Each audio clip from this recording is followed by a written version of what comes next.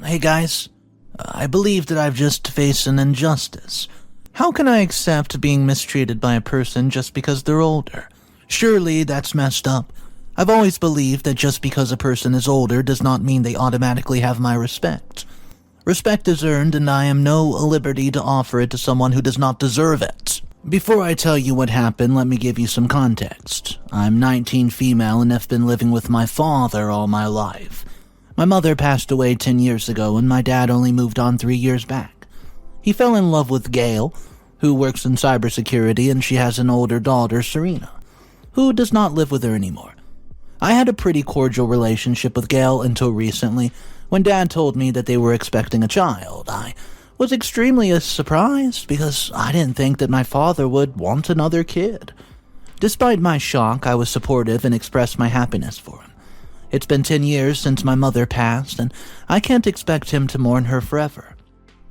After the announcement, my dad then dropped another bomb on me.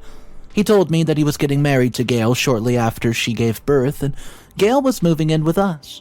Since the hospital is closer to our house than hers, it was a logical choice to make. Obviously, I understood why they had to make such a choice, and I accepted it. Honestly, I did not think that this new development would cause such drastic changes in my life. Of course, life was going to be a bit more different with a baby around, but I was prepared. Contrary to some people's belief, I'm not dependent on my father. I've grown to be quite independent over the past couple of years. Despite this, I stay with my dad while going to a nearby college because it's more cost-effective. Even so, I stay with my father. I still lead a pretty free life, as long as I always tell him where I am and respect his rules. We have had no issues thus far. I thought Gail knew that, since in a few weeks when she moved in, she expressed no problems with my coming and going. However, since my father had to be stationed away for 3 months due to his job, she started to show her true colors. When my dad was here, she used to be very sweet toward me. She never poked her nose in my business or tried to control me. She even used to compliment me about how responsible I am, but now that that's changed, suddenly she wanted to control me and make my life difficult. My father and I always help each other with tasks around the house, but ever since she moved in, she has not helped. I cook, I clean, and even wash all of our clothing.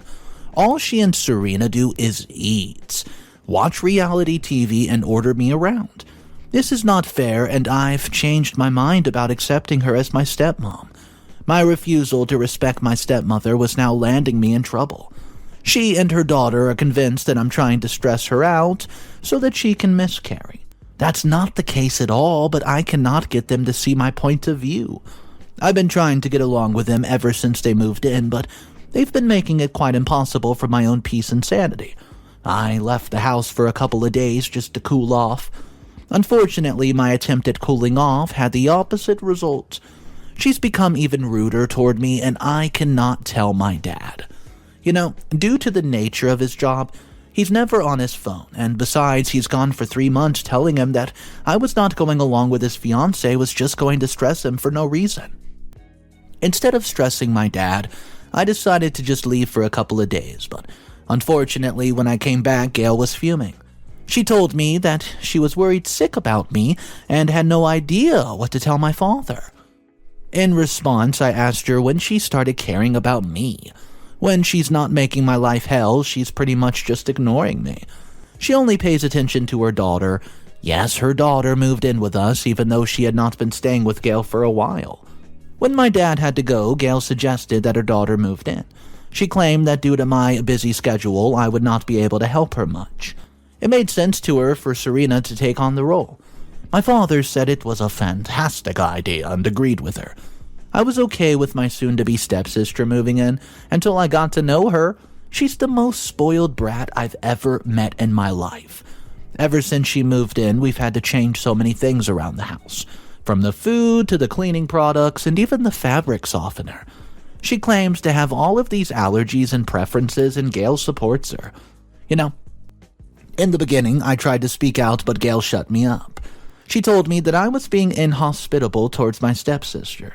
In addition, she told me about how difficult it was for my stepsister to leave her own house and come to help us out.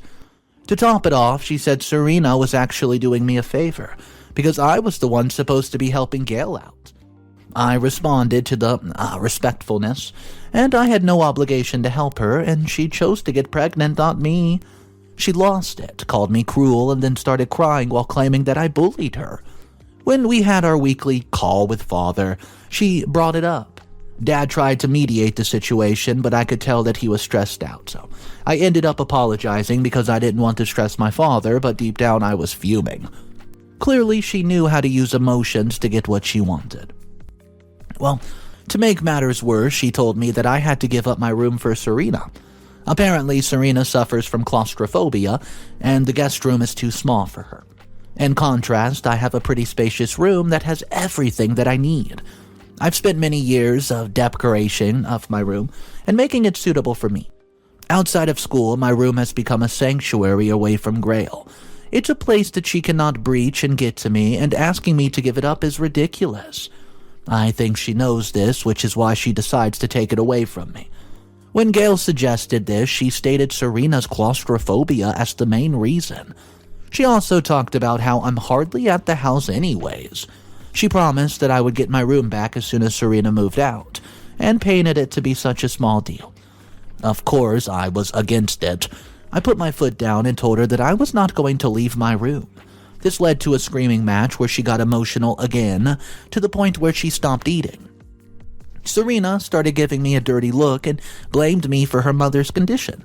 She then said that I was being so difficult for no reason at all because I was jealous of Gail. Apparently, I only wanted to keep my father for myself and could not accept the fact that he loved Gail. Obviously, this was far from the truth. If anything, I was happy for him when Gail got pregnant, and now I can't help but think of how he had made such a terrible mistake getting engaged to such a selfish woman. I was extremely upset and stressed by all of this, so I talked to my best friend about it, who suggested that I move in with her. So I just decided to do that after I gave away my room and packed my things, and I was there for a couple of days. I ignored Gail because I was very upset with her. She got what she wanted, so I had no reason to talk to her. Anyways, I needed some textbook from the house, so I decided to drop by this afternoon. Gail was incredibly upset when she saw me. She said that she was so worried that something had happened to me, and I reminded her that she drove me out so she could not act so concerned. She then said that I was making everything difficult for her. She was trying her hardest, but she felt as if it was not enough. Of course, the tears came out again, and I was made to look like a bad person.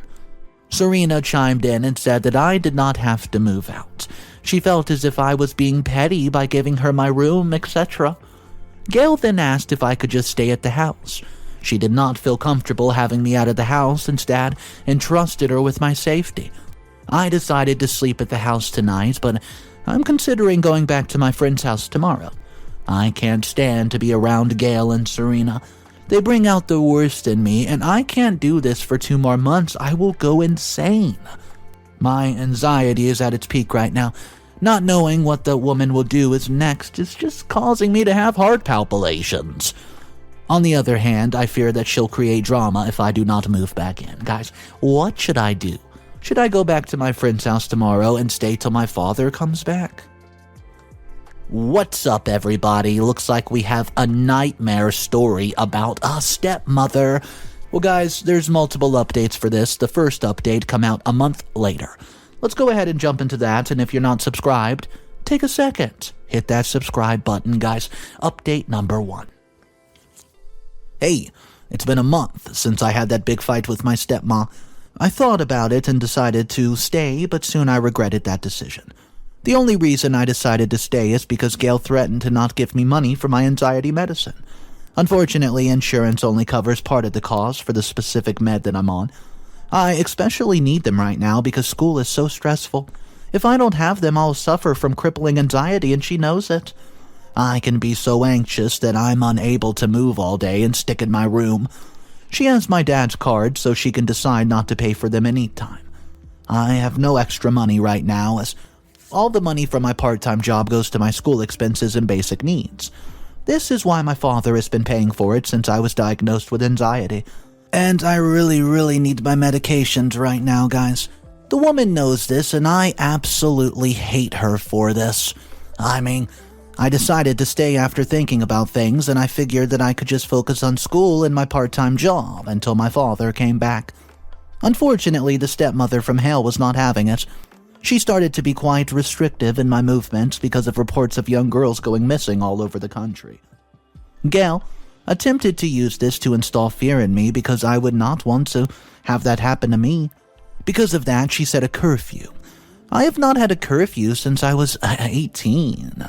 I've never needed one because I knew when it's time to go home. For her to set a curfew for me, it's insane. She then tells me that I wanted to go over the curfew. I need to tell her days prior. In addition to that, she wanted to know my location at all times. It started to feel quite obsessive because she was not like that with her own daughter. Her excuse was that her daughter was responsible, and I did not just go around running without telling anyone where she was. She used that one instance where I was missing to make me look absolutely irresponsible. I was always angry every time she called me. I just knew that she was going to make my life even more difficult. I started to feel quite depressed and isolated myself. The only time I got a reprieve from her was when I was in college. Due to that, I started to lie about having extra classes just so I could meet up with my friends after school. It appeared that she picked up on it because one day she shows up at the mall where I was having ice cream with some buddies. She shouts at me in front of all my friends and asks why I was lying about a study group. It was incredibly humiliating and I was frozen to my spot, fighting back the tears. I ended up leaving with her completely embarrassed, and when I asked her how she knew where I was, she refused to answer. I asked if she was spying on me and she changed the topic. Her refusal to give me a straight answer made me think that she was spying on me. The best explanation I have is that she might have a location tracker on my phone that I don't know about. I think that this is getting out of hand and needs to stop. Where can I go and what can I do to get her off my back? She's controlling every aspect of my life, and I feel the walls closing in on me every single day, and I don't know, this can't be normal, is it? Update number 2. Hey guys, it's been about a month. It's been another month living in hell with my stepmom. Every day is worse than the last, and I dream of my father coming back. I've been documenting every bit of insanity that she's put me through, and I will need as much proof as possible for when Dad comes back. I'm hoping that he'll understand when I tell him that I think she's a bad future wife. In addition, I've recently seen something that has confirmed for me that she is irresponsible. My dad, he made a mistake in leaving her in charge. She wants to be all on my case about following the curfew, yet can't follow through with her own promises, huh? See, Gail was a smoker when she met Father. He was absolutely not a big fan and did not ask her out on the second date because of it. She harassed him for answers and he told her that he does not date smokers. Allegedly, she quit, but I've been seeing that she's back to it. Any person knows that smoking in her condition is absolutely harmful. My father would never forgive her for lying if he found out that what I saw earlier today. So, get this. This afternoon, I forgot my study material by our deck and realized this before I went to the store. Before doing so, I texted Gail to alert her that I would be going to the store. I was not in the mood for a screaming match with her for leaving the house without telling her. Anywho, I walked to the back of the house and found my stepmother leaning over it, looking like she was on her phone. I crept up behind her to take the bag I left without having to interact with her. However, the next thing I knew, she was coughing. We looked at each other and my eyes wide in horror as I realized what she was coughing for. I must have snuck up behind her while she was smoking, and she got the shock of a lifetime when she saw me. The cigarette was in her hand and the smoke was pretty much everywhere. She exclaimed and asked me what I was doing here and why I was not at the store like I just told her I would be. Well, I told her I forgot my bag and returned for it before I could go to the store. Well, as she was standing there looking at me with a confused expression on my face, I quickly slid the corner of my screen and turned the camera on. And I think took a video of her waving the cigarette around as she was scolding me for sneaking up on her. I made sure to be very discreet when I took the video. She had no idea that I was recording at the time, and at some point I interrupted her by ranting to ask why she was smoking, when she was not allowed to, and she told me to mind my own business. Well, I ended the conversation and went back inside. I've kept all the evidence because I need my dad to see the woman that he wants to marry. She can't even be responsible for her baby. How can she be a wife to him? I mean, it's also ironic how she wants to be a one and on my case all the time, yet can't take care of herself. She cannot be putting my baby brother or sister in danger like this. Does she even care about anyone else except herself? All she seems to care about is Gail and how Gail is feeling. So I get that she might be stressed, but it's just 9 months. Surely she can stay away from her vice for 9 months. I've just found out that she broke one of the rules. If I find out that she's drinking, I will lose it. I mean, in the meantime, I'll find a way to gather evidence from my father. We haven't called him in a while, and I've been acting like everything is okay, not to stress him out, but if I can find out that she's touched a drop of alcohol, he will know everything. It's not just dangerous to the baby, but to her as well. I might despise her, but I don't want her health to be compromised. As a woman, I know that labor can be very difficult, even though I've not experienced it myself. She needed to be more careful and listen to me. Update number 3. 1 month later. Many of you have been curious about what happened when my father came back. Sorry that I took so long to respond. A lot was going on and I did not have time to update. Now that everything has settled down, let me tell you how the issue was resolved. My father arrived back home 2 weeks after my last post. Gail was over the moon and acted like a doting fiancé. She raved about how we had worked through our differences, and we were so excited for the wedding. All I could do was look at her and fight the urge to roll my eyes. Her and I getting along was the biggest lie ever.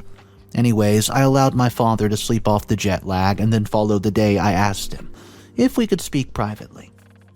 Gail tried to whisk him away because she probably sensed that I was about to tell him what she did. My father told her that he would attend to her after speaking to me and dismissed her. Afterward, my father and I sat down and I told him what happened from the very moment that he left. I then shared the proof that I had with him. This was including text messages of our arguments and the conversations I had with my friends about her following me around. To top it all off, I showed him the video of her smoking. I also told him that she had not been adhering to the doctor's orders the entire time and expressed my concern for the baby. I made it clear that she had been doing as she pleased ever since that he left, and I just needed him to know. If he chose to stay with her, I would support him, but unfortunately I would probably have to move out because I could not live with her anymore. My father was silent after I revealed everything to him. He then told me that he needed time to think about it, and obviously I was pretty nervous waiting for the verdict. I think that he went to speak to her afterward because an hour later Serena called me. Serena looked pale and she was shaking. I couldn't tell if it was rage or fear or what, and I did have a feeling that crap had hit the fan and that I could not help but feel joy. It took all that I had not to laugh. Instead, I put my head up and walked behind her. I put any thoughts of Serena's mood to the back of my mind as I entered the room to find my father packing Gail's bags. My mouth hung open as drastic actions and I started to ask what was happening, but I could not even get a word in. See, Gail was screeching at the absolute top of her lungs about how I was a liar and a disobedient child. She swore that she never had any ill intentions when parenting and that I was making every single thing up. My father had no heed to her as she lost his mind. She looked at me with the most venomous eyes, as if shocked that he believed me. The triumph I felt from watching her unravel was truly marvelous. It made all the anxiety and stress I experienced worth it. After a while of screaming, she then asked him if he would dare believe the mother of his child over some teenager. I could not help but roll my eyes and scoff at that point. What did she even mean? Of course he would believe his daughter over her. My father looked at her like she was outright crazy and asked me if I wanted her to stay in the house. Well, that's when the other shoe dropped. She literally short-circuited in real time, trying to figure out why father would leave it up to me. She was confused and asked why I even had an opinion since I was a child. That's when he looked her in the eyes and told her that this house was actually mine. He put it in my name as soon as I turned 18. He wanted no other children that he had in the future to have a right to the house because it was my mom's. He then told her that all the time she was treating me badly, I had every right to kick her out and the law would have been on my side. She then asked me why I did not kick her out of the house if it was mine, and I told her that above all else I had respected my father. Even though the house was legally mine, he made it a home. Because of his love for her, I didn't kick her out. But now that he knew the truth, I informed her that it's time for her to get out. Leave.